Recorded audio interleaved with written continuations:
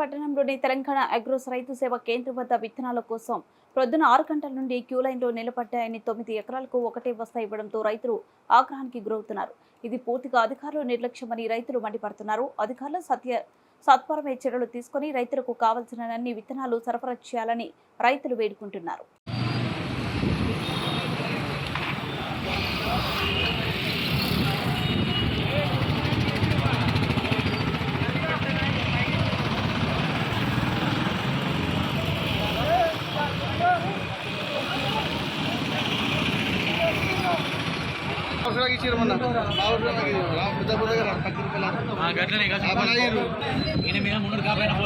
అందరూ